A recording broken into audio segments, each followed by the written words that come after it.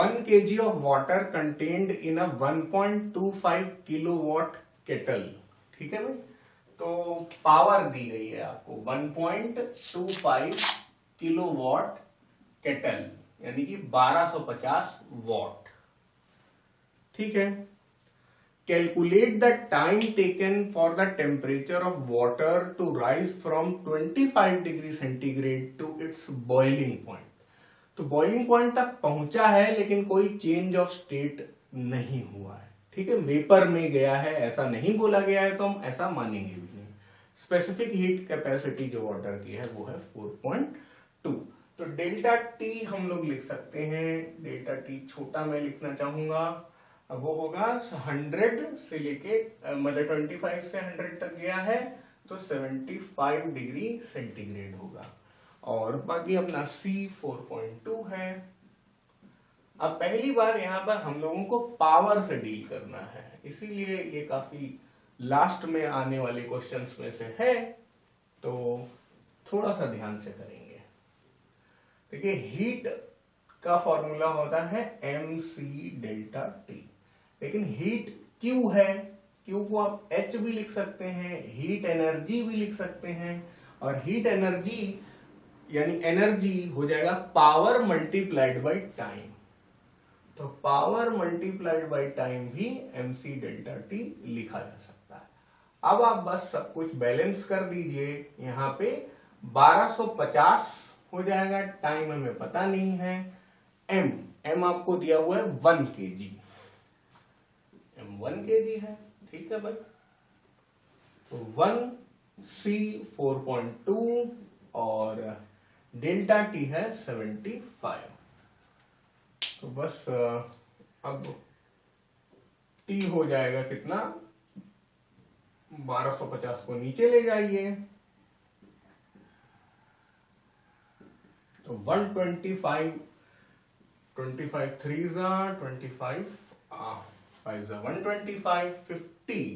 तो टाइम ये कितना आ जाएगा अपना, T is equal to 3 to the 6, 12.6 divided by 50। ये टाइम जो आ रहा है ये सेकंड में आ रहा है। अब इसमें देखिए, जो अपनी स्पेसिफिक हीट कैपेसिटी है वो 4.2 जूल पर ग्राम पर केल्विन। ठीक है, लेकिन अगर हम लोग इसे चेंज करें C को, तो ये हो जाएगा 4.2 into 10 to the power 3 joule per KG per kelvin. ये भी आप अच्छी तरह जानते ही हैं, क्योंकि यहाँ पे केजी लिखा हुआ है इसलिए इसे भी हमें केजी में करना होगा, या आप उल्टा कर सकते हैं, आप इसे 4.2 बना रहने दीजिए, इसको 1000 ग्राम कर दीजिए, तो यहाँ पे 1000 या तो इसकी वजह से मल्टीप्लाई होगा या तो इसकी वजह से मल्टीप्लाई होगा। तो आपको यहाँ पे 10 टू द पावर 3 अलग से करना पड़ेगा। यहाँ पे मैं पूरा यहीं पे लिख देता हूँ, 4.2 into 10 to the power 3 into, और फिर डेल्टा टी है अपना कितना 75।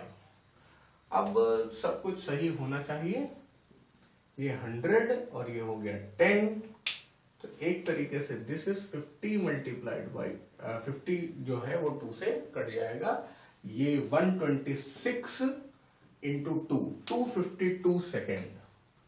तो अगर एग्जाम में आता है तो आप 252 सेकेंड लिख के आ सकते हैं, लेकिन यहाँ पे आपका जो आंसर है वो मिनट और सेकेंड में आ रहा है, तो आप इसे लिख सकते हैं 240 plus 12 second, 240 second plus 12 second.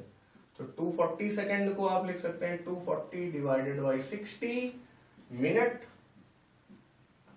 And 12 second, तो ये हो जाएगा 4 मिनट 12 सेकेंड। ये हो गया आपका फाइनल आंसर। तो यहाँ पे लर्निंग ये रही कि हम लोग जो अपनी यूनिट्स हैं वो सही से चेंज करते हुए चले। अगर यहाँ केजी है तो यहाँ पे भी केजी होना चाहिए। ठीक है, सो दिस क्वेश्चन